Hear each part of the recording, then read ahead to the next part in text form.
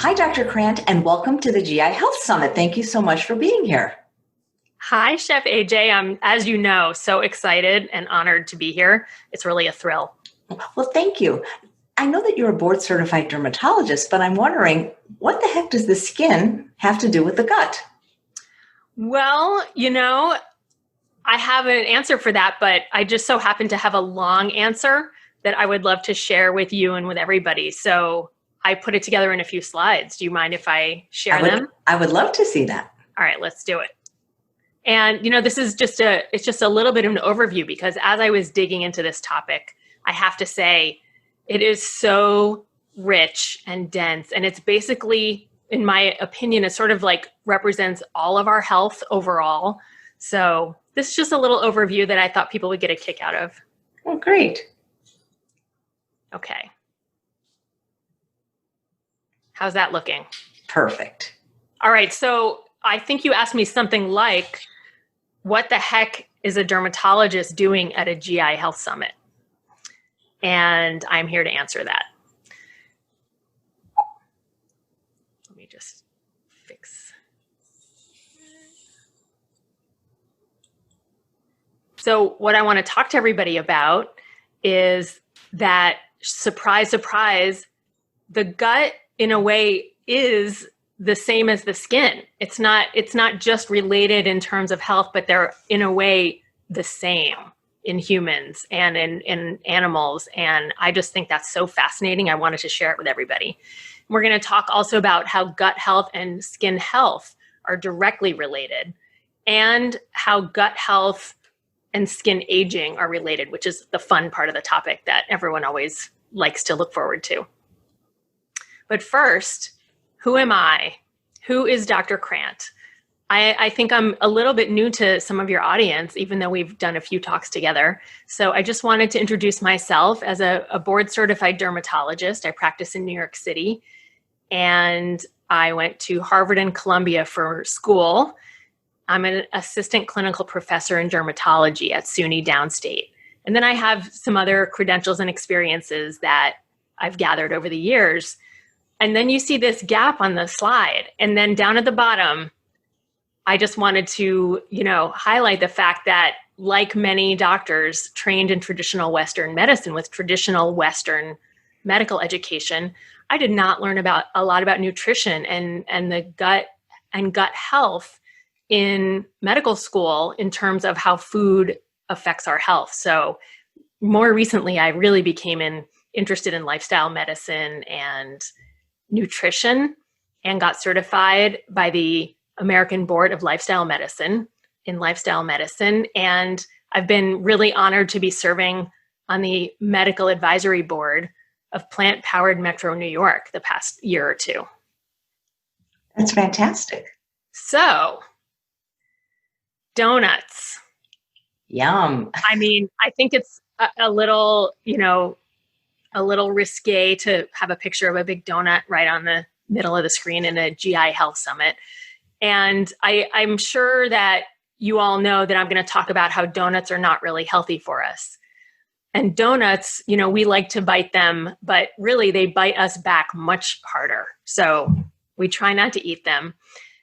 But the reason that I have the picture of the donut here is not only that there are certain things about eating donuts that are bad for our skin, but also that the reason that our skin and our gut are related relates to donuts. And the way that it relates to donuts is that it relates to the donut shape, which in geometry is called a torus, Torus. And I just think this is fascinating because embryologically, we develop in a certain pattern. And part of our embryologic development as when we're in the womb is that we turn into the shape of a torus, which is the shape of a donut. And I wanted to show everybody what this looks like. This is a mouse model, but you can see that, I don't know if people remember the term blastula, which is the ball of cells that we form as we're developing just from a fertilized egg. And then a little indentation forms. And this indentation goes all the way through the ball. And we really turn into, technically, this torus donut shape. And what's happening is that dimple that goes through the center that becomes a hole all the way through turns into our GI tract. But what's happening is that the outside of the ball is still there. And the outside of the ball is actually what turns into our skin. So embryologically, our gut and our skin are actually the same layer.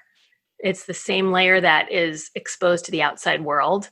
And here in this image, you can see the white line that's starting to appear toward the end. That's actually going to be the spinal tract and the spinal column. So we can see that the skin, the spinal column and nervous system, and the gut are all related embryologically. And that's important in what I'm going to talk about in a little bit. This was just, always fascinating to me. And we've learned a lot more about how these all relate to each other more recently in nutrition science. So not only are the skin and the gut physically the same in embryologic development before they differentiate, our skin and our gut and our GI tract are functionally the same as well. We all know that our skin lets good in nutritionally and in terms of moisturizers and topical anti-aging creams. It keeps the bad out. We try to keep out irritants and allergens and pollution. And our gut does the same. We let in healthy nutrients that we want, and our gut's whole business is keeping the bad stuff out of our bodies by keeping it in our GI tracts and getting it out of our bodies. So in that way, the skin and the gut are the same functionally.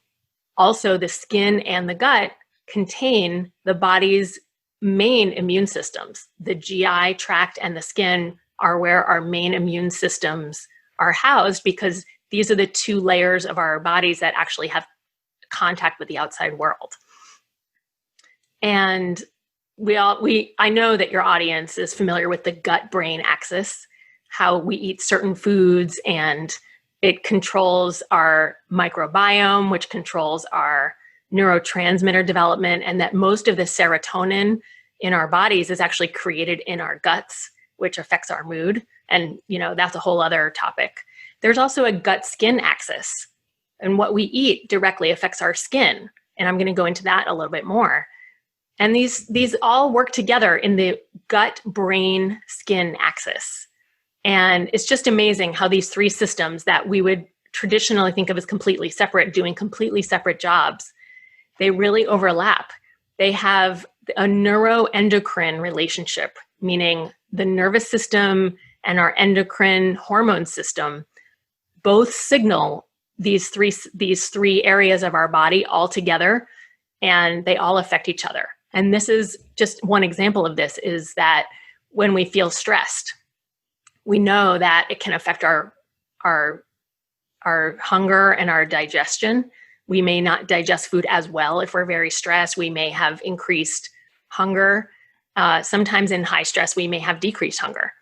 But also when we feel stressed, our skin may break out in acne, or we may get more itchy. And these are real things. And this is how the gut-brain-skin axis all works together. So just to back out a little bit, I am certified in lifestyle medicine, and I'm just endlessly fascinated that not only does nutrition affect our health, but I just wanted to remind everybody that all of these things have interplay. It's not just enough to eat well. We also do need to exercise. We need to get good sleep. We need to manage our stress, because as I just mentioned, all of these systems work together and work synergistically to support our health. So let's just keep that in mind as we, talk more about GI health. Lifestyle also impacts not only our gut, our brain, our bones, our heart, our blood sugar and insulin management system, but also our skin. And, in the very old days, originally scientists thought that skin was just this kind of dead envelope that was wrapped around the outside of us just to keep everything in. And now we know that it's highly vital and extremely important, not only for our health and maintaining our health, but also as a sign of our internal health. And we know that lifestyle impacts our health overall. And one of my favorite topics in health is epigenetics. And that's how what we eat, how we exercise, how we sleep, how we manage our stress can completely change our genes and whether they're turned on or turned off and how they're functioning. So the same genetic person can appear super healthy and also look very young, or may cause himself aging and obesity and overweight, heart disease, just by lifestyle choices alone. And we know that obesity is related to gut health, in both directions, but it's also directly related to skin health. So I want to first talk about weight and skin health and how certain ways that we know that weight is related to skin health. And then I'm also going to talk about other aspects of GI health and how they're related to skin health. I don't know, Chef AJ, if you know that psoriasis has been determined to be directly affected by somebody being overweight, that obesity is a direct risk factor for psoriasis. And if somebody loses weight, sometimes it actually allows the psoriasis to go away. The reason for this is that obesity is really an inflammatory syndrome. Sometimes when we have a lot of inflammation, it tends to create obesity in our bodies because of how we process food and energy. But inflammation, being obese also creates inflammation, which creates a whole host of other problems, including psoriasis. Another disease that is a devastating, horrible disease called hidradenitis suppurativa, which can be inflammatory cysts and painful tracts in the skin, in the armpits and in the groin area that can even be scarring. We now know that obesity is a direct risk factor for this condition as well.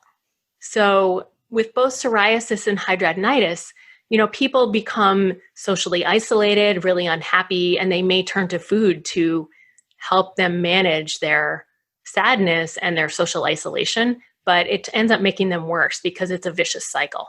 So it's something that's important that I talk about with my patients. Another way that obesity relates directly to skin health is in the condition called polycystic ovarian syndrome.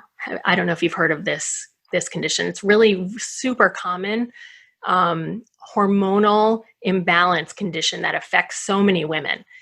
And what it is that I know that some of your other speakers will be talking about insulin resistance and the number of different ways this affects our health.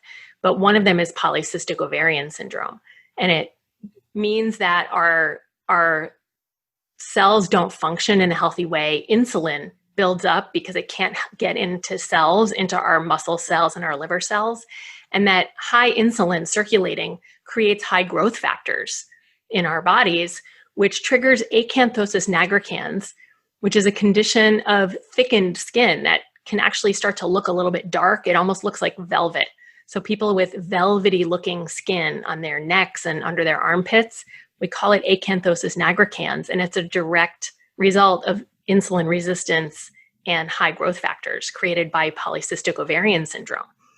Another direct factor that is created by the same condition is skin tags. Believe it or not, sometimes skin tags, especially if they start to crop up all of a sudden in a relatively young person, it can be a sign of insulin resistance. And sometimes that means somebody is also carrying some extra weight. Polycystic ovarian syndrome also creates hormonal imbalances that trigger unwanted hair and very difficult stubborn acne. And these are all directly related to being overweight in some people. Some people have other causes for insulin resistance and polycystic ovarian syndrome. They may have these factors and not necessarily be overweight.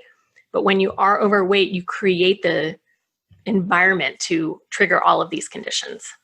And this is just a few of the more common skin conditions that are affected by weight. Let's turn now to gut health and the microbiome. The gut microbiome, I know, is going to be a major topic in your summit. But the skin also has a microbiome. And that's another way that the gut and the skin are basically I wink and I say the same thing. They're the same layer of our body, basically doing different things. But the skin has a microbiome, just like the gut has a microbiome. And we know that leaky gut caused by eating inflammatory foods reduces the lining, the mucin lining of our gut, and reduces the short chain fatty acids. Animal products create inflammation that makes this a vicious cycle and creates dysbiosis with unhealthy, bad inflammatory bacteria cropping up. And this affects the gut motility, and because there's less fiber and less healthy bacteria. And that again triggers problems in the gut-brain-skin axis.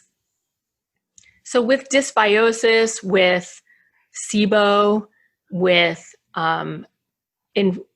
inflammatory bowel syndrome, with inflammatory bowel disease, it's all related to gut dysbiosis.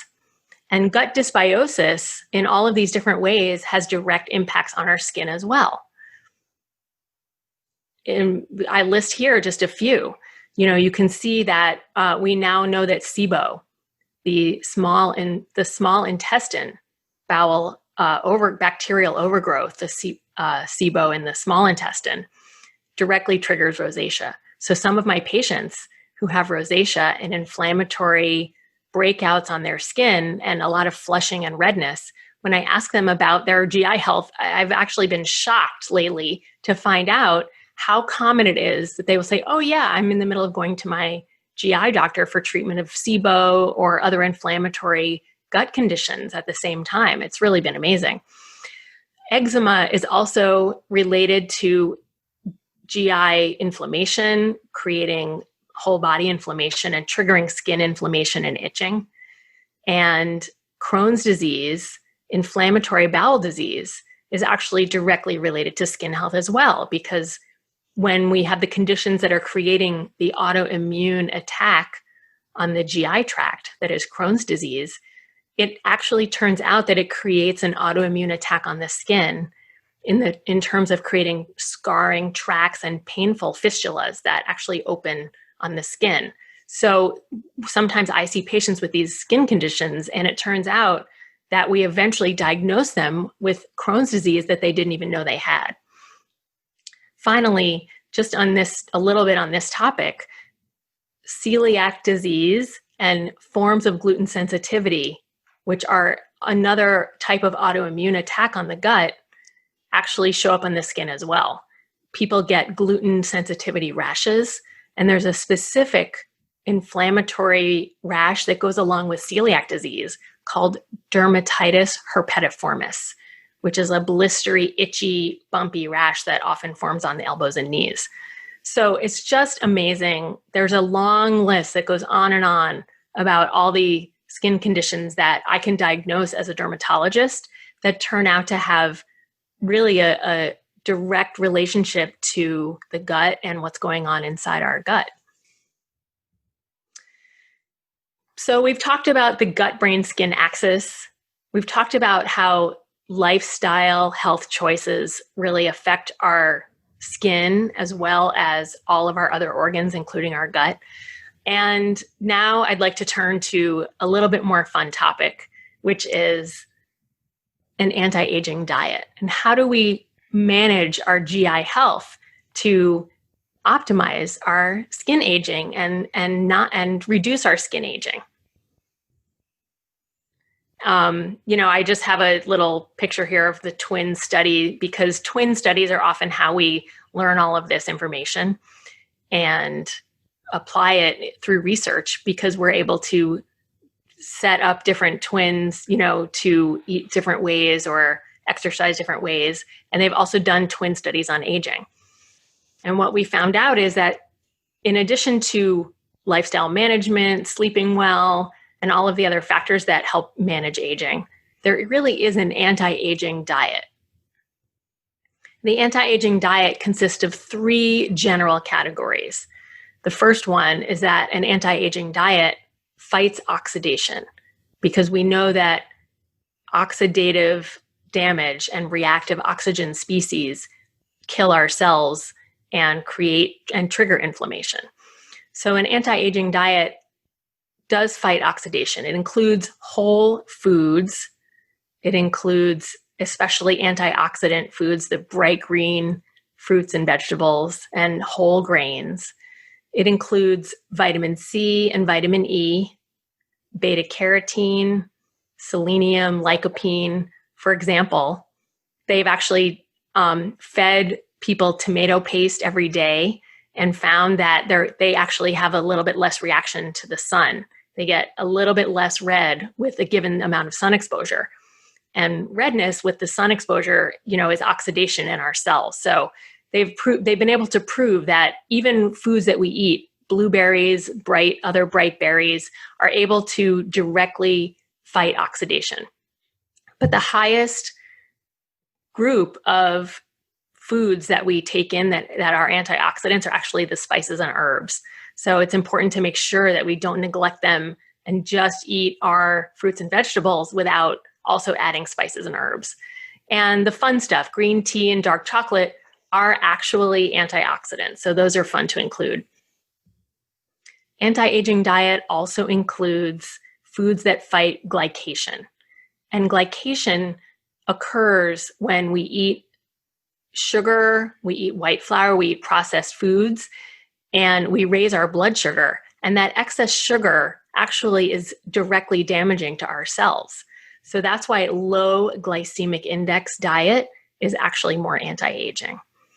Believe it or not, there's also a surprise source of advanced glycation end products, which conveniently has the acronym AGES. The surprise source of them in our diet is from meats and animal fats, especially cooked on very high heat. And even vegetables and even fruits, if we were to char them and they get that crispy crust, the char, and especially when it's animal fats, that has been shown to not only be carcinogenic, but also to create advanced glycation end products in our bodies, which directly triggers aging. Another reason not to eat those things. Finally, an anti-aging diet directly fights inflammation, which you've heard me call inflammaging before. And including foods like research proven turmeric, cloves, ginger, and garlic, black and green tea and onions, and especially fiber, along with vitamin D, omega-3 fatty acids, magnesium, and all of the other minerals, are direct anti-inflammatory agents when we take them in our diet. So when we have a diet that's anti-inflammatory, antioxidant, and blocks and fights glycation, we are eating the best anti-aging diet possible. So this slide is just to show that there are a lot of genetic factors in our aging and in our health. And some of them we're just born with. They're genetic. We cannot control them.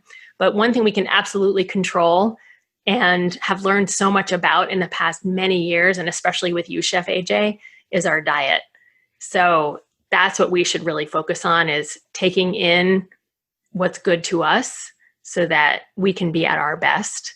And as the famous Dr. Michael Clapper recently said, your skin is never not looking. So we cannot fool our skin by sneaking in that donut. It will always know what we're eating. What we're eating is either helping us or hurting us. There's just no in between.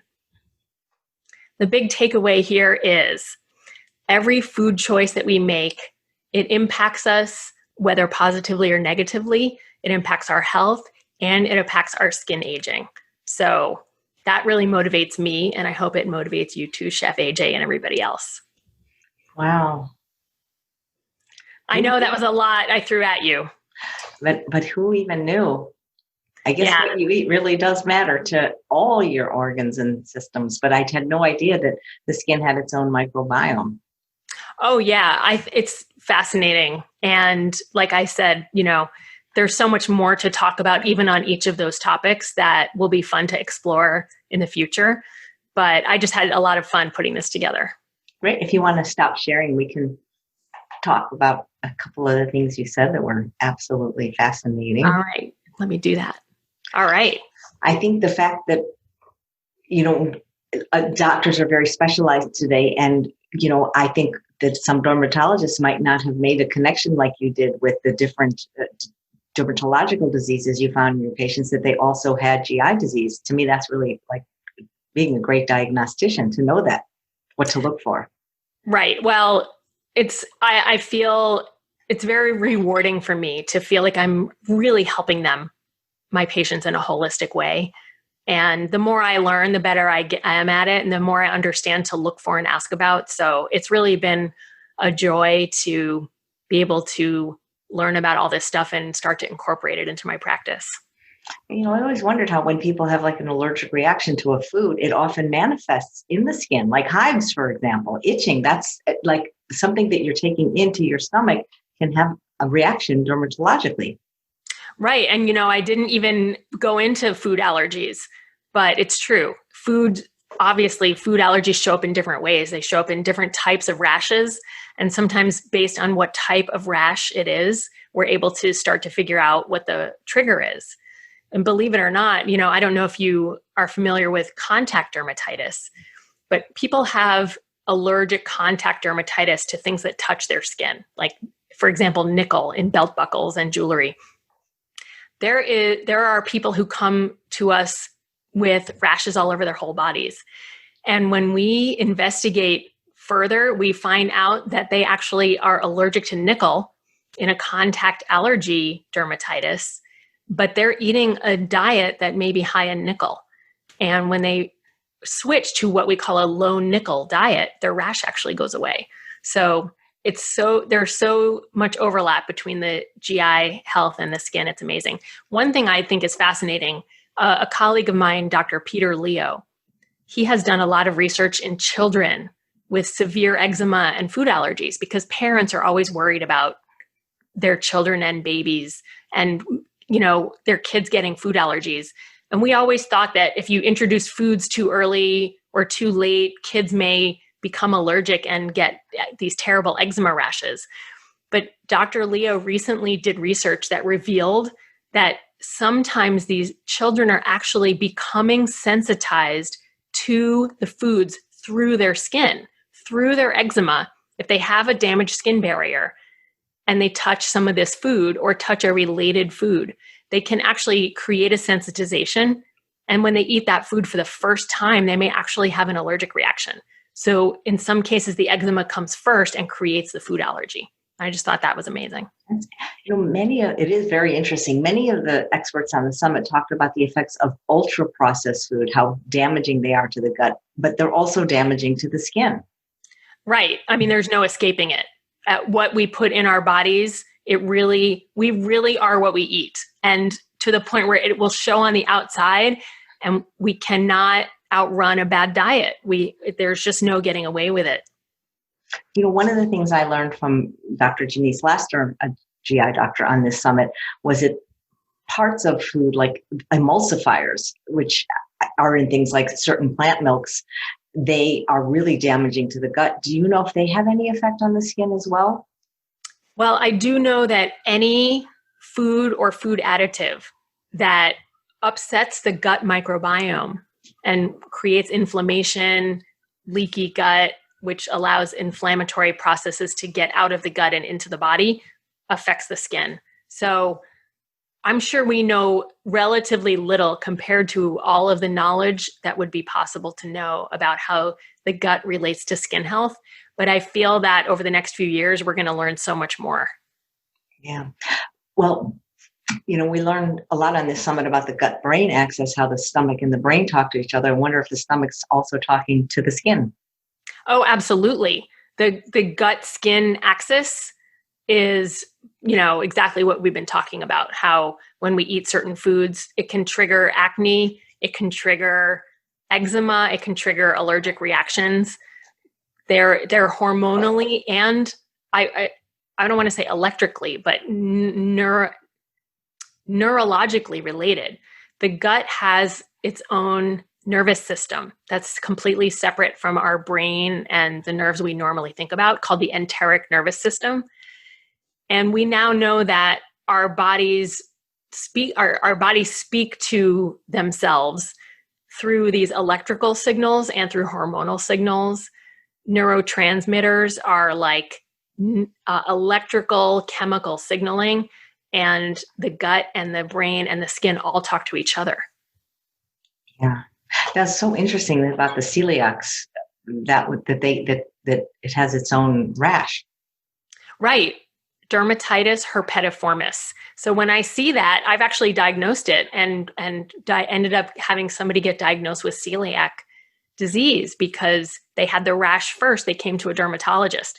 That's one of the privileges of being a dermatologist, is that a lot of times people aren't really aware, don't really know that there's something wrong inside, and they don't know what kind of doctor they should be going to, but they can see something wrong on the outside. So they come to the dermatologist for something that shows or something that itches. And it's not that uncommon that we are able to help them figure out from the inside out what's going on. Yeah, it's funny because I have hypothyroidism, and it was actually diagnosed by a dermatologist. Well, there you go. I'm not making it up. Yeah, no, really. I mean, I did not know. And I had gotten this soft layer of hair on my skin. It's called lanugo. And I went to the dermatologist and what the heck's happened? I look like a golden retriever. And she tested me. And so, yeah, it's amazing. Right. And, I didn't even bring up nail health or hair health, but those, of course, are related to our diet and our GI health as well. And of course, our stress levels and our sleep quality and everything. Yeah.